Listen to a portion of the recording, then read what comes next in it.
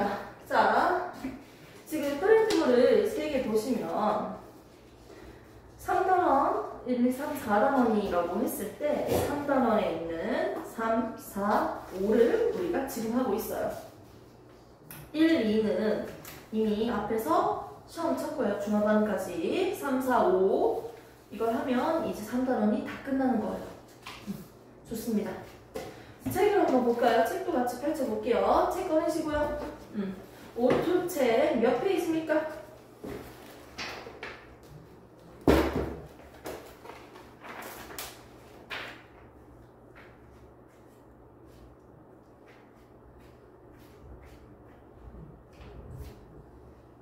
220페이지부터 다시 펼쳐볼까요?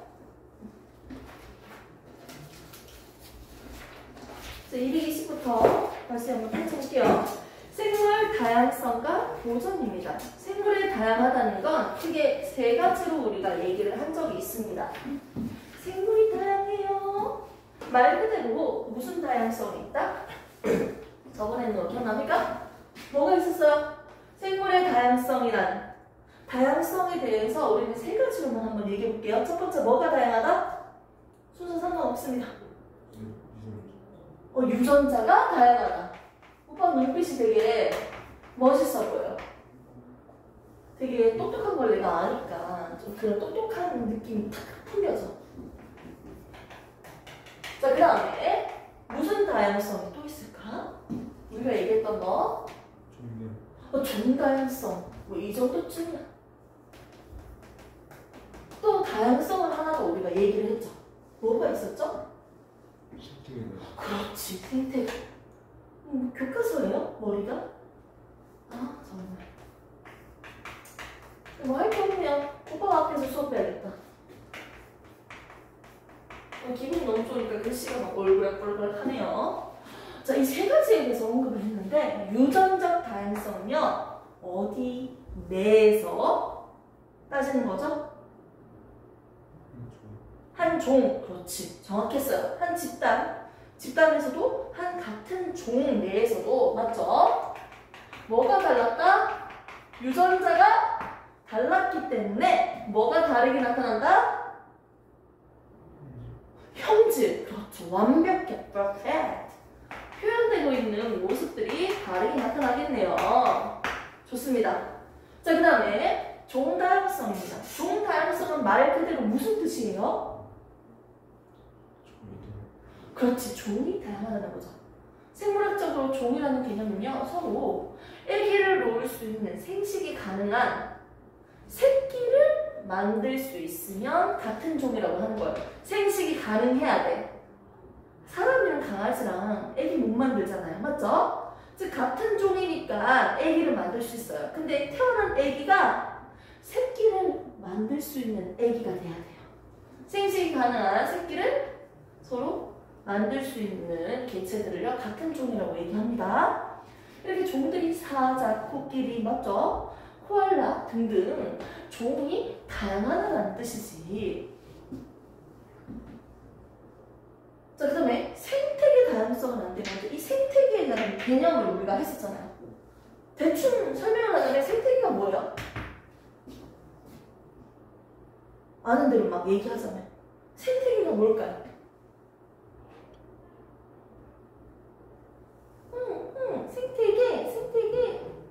생태요? 동태, 생태, 명태. 집에서 준비해왔습니다. 자, 생태계가 뭐예요? 대충 느낌적으로. 생태계 종류가 되게 다양하지 않아? 어떤 생태계가 있지? 숲. 숲 해보고 또. 저한테는 안 들렸어요. 뭐라고요? 뭐라고요? 갯벌. 또.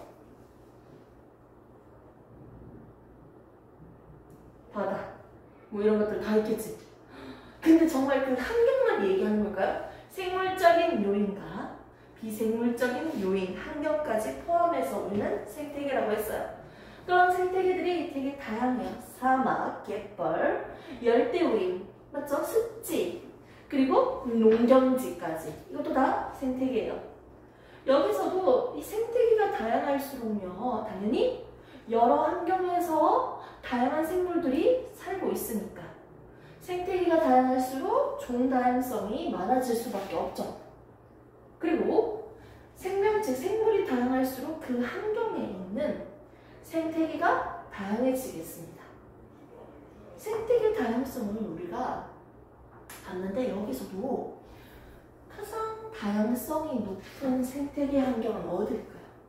생물의 종류도 많고 어디에서 가장 총 다양성이 높을까요? 어떤 생태계에서? 어디? 열대우림이죠. 열대우림. 햇빛도 따뜻하고 맞죠? 물도 풍부하고. 그러면 어떤 생태계가 나름 가장 다양성이 낮을까요? 농경지라고 했어요. 특정 종, 특정 곡물만 재배하고 있기 때문에 다양성이 가장 낮다라고 설명했습니다. 그러면서 생태계의 다양성을 비교를 했을 때 정확한 개념이 있었어요. 뭐가 중요했냐면 생태계의 다양성을 물어볼 때 또는 종 다양성을 물어볼 때 종의 개수가 많은 게 중요한 걸까요? 아니죠. 물론 많은 것도 중요해요. 하지만 균일하게 여러 가지 생물들이 개체수가 10가지지만 골고루 분포되어 있을수록 다양성이 높다고 얘기했어요. 기억납니까? 이렇게 해서 우리가 저번에는 다양성에 대해서 했고요. 이 다양성이 많을수록요. 어떻게? 적응하는데 개이득이다. 적응하기 개이득이니까요. 살아남기 좋다는 거죠. 오랜 시간 동안 적응을 해서 만들어진 결과를 우리는 진화라고 했죠. 이렇게 한 개체가요, 한 종이요, 이런 식으로 생기려면요, 오랜 시간이 걸렸어요. 그래서 하나의 종이 멸종이 된다면 다시 되돌리기가 어려워요. 그만큼 오랜 시간 동안 만들어진 거니까요. 우리가 다양성에 대해서 여러 가지를 다 배워봤고요. 대표적인 3가지만 한번 꺼내봤습니다. 자, 페이지는요, 222페이지를 펼쳐주시고요. 오늘 배울 거 222페이지 펼쳐주시면 되고요. 그리고 프린트별도 같이 한번 보도록 하겠습니다. 자, 프린트별 5번 1페이지, 2페이지가 있는데 1페이지에서 생물 다양성의 중요성을 다시 보도록 할게요. 그 전 페이지라는 거죠. 프린트를 살짝 보고 다시 뒤로 갑시다. 생물 다양성이 정말 중요하다고 했어요. 다양해야 된다고요. 자, 1번. 생물 다양성과 생명의 고유 가치 때문입니다. 원래 상태로 되돌리기 매우 어렵습니다. 오랜 시간 동안 만들어진 거기 때문에. 2번째. 생물 다양성과 생태계 평형입니다. 다양한 생물이 많을수록요, 먹이 사슬이 더 복잡해져서요, 한 종이 사라지더라도요, 유지할 수 있어요. 좀 더 안정성이 있다는 거지. 그렇게 다양성을 확보해야 됩니다.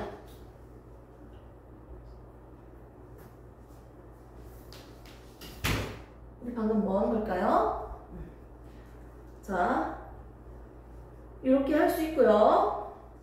3번째, 생물 다양성과 생물 자원. 우리는 생물을 통해서 다양한 것들을 자원으로 얻을 수가 있어요. 거기서도 설명을 했지만 의식주를 재료로 제공을 하고요. 의약품도 재료로 제공하고요. 그리고 지구 환경을 유지시키는 역할도 한다 했어요. 갯벌 같은 경우는 약간 독특했죠. 갯벌이 있으니까 중금속과 유기물질 등 각종 오염물질을 정화하는 역할을 할 수 있고 해이가 침식으로부터 보호할 수 있다고 했어요. 되게 독특한 특징이었어요. 그리고 사회적 심리적 가치를 제공함으로써 우리가 휴양지로 놀러 갈 수도 있겠네요. 그리고 산업적 이용이나 모방 제품을 생산할 수 있습니다. 여러 가지 제품을 만드는데 생물을 참고를 했다는 거죠. 넘기시고요. 이제 오늘 할 거 다시 보겠습니다. 생물 다양성 보존입니다. 오늘 처음 배우는 거죠? 자, 생물 다양성 보존인데요. 생물은 다양해야 돼요. 우리에게 많은 것들을 제공하거든요. 그렇기 때문에 생태계와 평형을 유지하기 위해서는요, 다양한 종들이 균일하게 유지가 돼야 되고요. 환경 오염을 예방해야겠죠. 그럼 정말 우리가 어떤 차원에서 이걸 유지할 수 있을까요? 개인적으로도 노력을 할 수 있지만 국가적으로도, 맞죠? 국제적으로도 우리가 노력을 해야 된다는 거예요. 한번 보도록 합시다. 먼저 생물 다양성 보전입니다. 말 그대로 보전합시다. 자, 정리 한번 했고요. 한번 두 줄 한번 볼게요. 인간의 활동에 의해서 다양성이 감소할 수 있죠. 그런데 인간들이 이걸 어떻게 다양성을 보존하기 위해서 또 노력을 하고 있습니다. 자, 생물 다양성의 감소 원인 중에 하나는 인간이에요. 그 원인들을 하나씩 한번 보도록 할게요. 첫 번째, 뭐가 있다? 생물의 다양성이 감소할 수 있는데요. 감소하고 있는 원인에 대해서 먼저 언급을 하고 있네요. 그 이유가 첫 번째는 뭡니까? 서식지가 파괴되는 거예요. 누구 서식지예요? 생물들이 살아가는 서식지가 파괴되는 거죠. 산림, 벌채. 그러니까 산림이 나무가 많은 동네 이런 느낌이긴 한데 열대우림이 생물들이 살아가는 가장 적합한 환경이기 때문에 종 다양성이 가장 높다고 했어요. 두 번째가 산림이에요. 생물의 종 다양성이 높은 두 번째가 산림인데 그 산림을 망가뜨리면요 많은 생물들이 사라질 수 있겠죠. 그래서 산림 나옵니다. 산림 벌채, 습지 매립, 그리고 농지 확장 이런 것들 인위적으로 파괴시키는 거죠. 두 번째 뭐가 나옵니까? 두 번째 지금 하면서 그냥 외워버립시다. 서식지 단편화요. 서식지 단편화인데요. 사실 이 철도가 있으니까 너무 편리하긴 한데요. 이런 걸로 인해서 생명체들이 서로 격리가 되기도 하겠죠. 가는 길이 끊길 수도 있고 단편화를 통해서 대규모 서식지가 소규모로 나누어지는 현상이 된다. 이건 밑에 있는 그림을 통해서도 우리가 볼 수 있는데 먼저 서식지 면적을 보면 이렇게 있었어. 전체적으로 이게 숲속이에요. 근데 주변에는 인간이 살고 있는 동네고요. 여기는 숲속이야. 동물들이 산다고 생각해봐. 근데 숲속에서도 깊은 곳에 사는 생명체가 있을 거 아니야. 맞지? 나름 이 깊은 곳에서 숲속 깊은 곳에서 살고 있는 동물체도 있을 텐데 인간이 이렇게 파괴시킨다면요. 물론 여러분들 나는 그냥 길만 내는 거기 때문에 웬만큼 다 사라져 있어요. 살아있고 그냥 중간만 살짝 뚫린 것 뿐이야. 여러분들 실질적인 면적은요 크게 감소하지 않았어. 나는 조금만 이렇게 길을 냈을 뿐이고 나머지는 그대로 살려줬잖아. 그런데 이렇게 해버리면 어떤 문제가 생길까요? 숲속 깊은 곳에 살고 있는 생명체 입장에서는 원래 살 수 있는 면적이 이만큼이나 됐는데 이렇게 나눠버리니까 그 동물들이 살 수 있는 면적은 현저히 작아져요. 면적이 작아진다고요. 그렇기 때문에 당연히 문제가 되죠. 맞죠? 전체적인 면적이 줄어들지 않았다는 걸로 끝날 수는 없는 문제네요. 맞죠? 이렇게 해서 우리가 서식지 단편화까지 한번 봤습니다. 자, 그것뿐만 아니라 또 뭐가 보입니까? 불법, 포획, 남획. 이건 사실 옛날부터 되게 많이 들어보지 않았어? 코끼리 상어, 그거 얼마 하는 거지?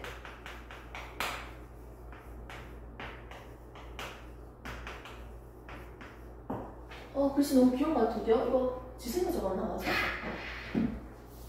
자, 불법적으로 포획하고 남획하는 거 막 잡는 거야, 무분별하게.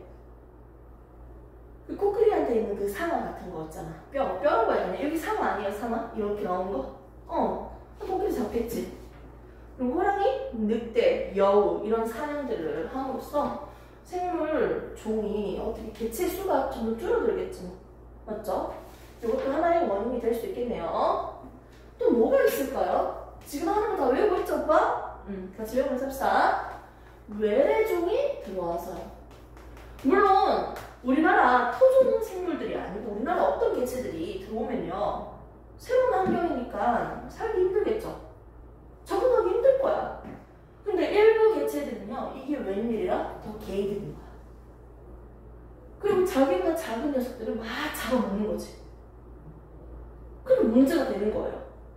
무조건 외래종이라고 해서 다 문제는 아니고 거기서 적응해서 살아남는 녀석들이 우리 토종을 잡아먹으니까 종 다양성이 감소하는 거지. 그게 문제인 거지.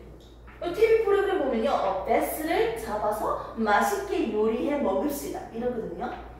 외래종을 없애기 위한 방법으로 낚시를 이빨에 던져봐라. 얼마나 먹어야 되나. 아무튼 외래종 때문에요, 우리 토종 생명체들이 많이 멸종될 수 있다는 위험성이 있습니다. 됐습니까? 이렇게 외래종 유입으로서 그럴 수도 있고요. 대표적인 거 꼭 아셔야죠. 블루길, 뉴트리아, 트립 우럭, 황소개구리 이런 것들 등등이 있었습니다. 대표적인 그림을 쫙 그렸어요. 적어놓고요.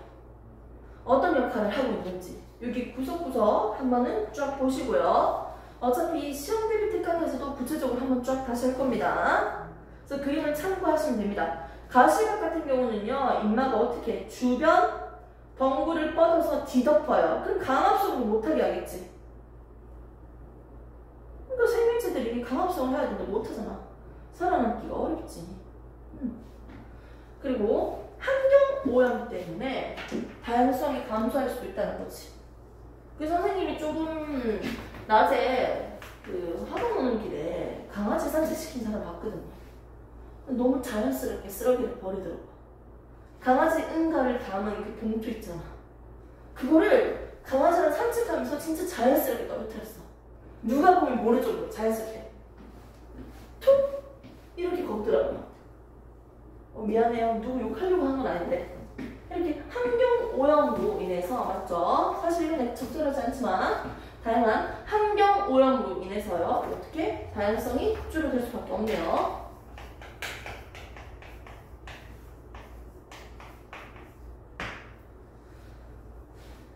여기까지 다 외웠습니까? 대기 오염이 되면 산성비 만들어지고 얘가 산성하죠? 그래서 산림, 하천, 호수 이런 생물적인 요인, 비생물적인 요인들한테도 산성화가 되게 해서 피해를 끼치네요. 산성화가 됐을 때 또 이걸 중화 반응을 하기 위해서 염기성에 또 비료를 뿌려줘야겠네요.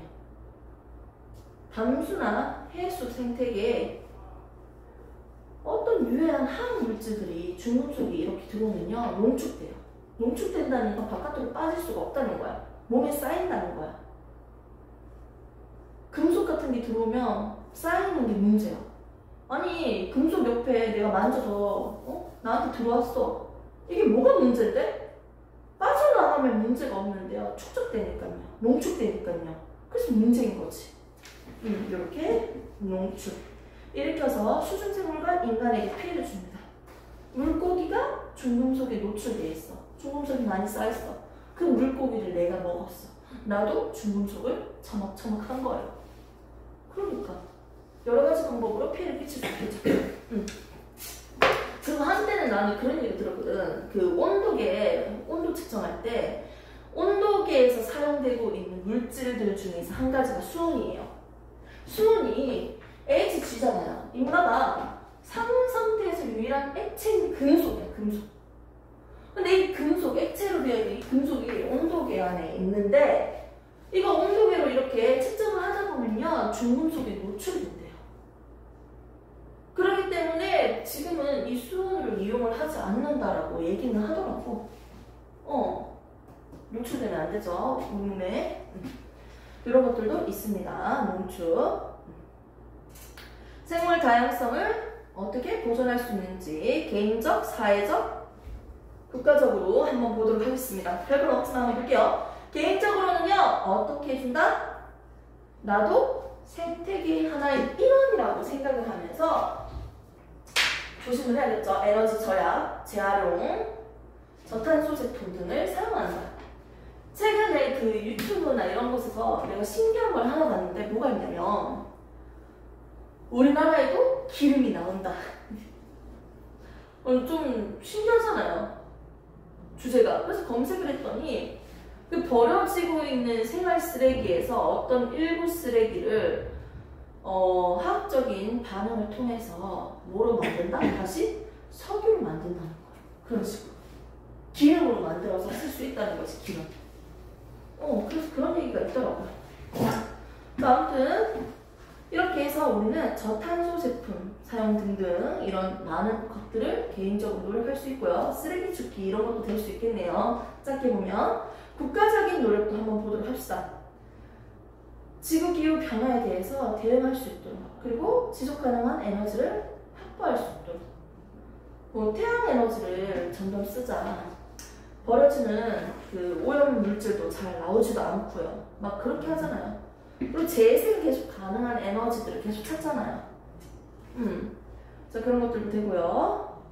밑에 단편화된 서식지를 다시 연결시켜서 이동할 수 있도록 해주고, 멸종 위기인 생물을 오히려 잡아가지고 그런 비슷한 환경으로 만들어서 유지할 수 있도록 하기도 하고요. 외래종 유입 같은 것도 규제 및 관리를 합니다. 철저하게. 아무거나 막 도입하지 않도록. 국제적인 노력으로 맨 밑에 볼까요? 자, 국제협약 체결을 통해서 국가 간이 서로 조율을 하는 거죠. 이렇게 하자, 저렇게 하자. 그리고 보존하기 위해서 함께 협조해야 되고요. 협정도 하고 그 틀을 제공해야 됩니다. 우리나라도 관련 국제협약에 가입하였습니다. 결국은 다양성이 감소하는 원인은 인간적인 행동이 좀 많이 큰 것 같아요. 맞지?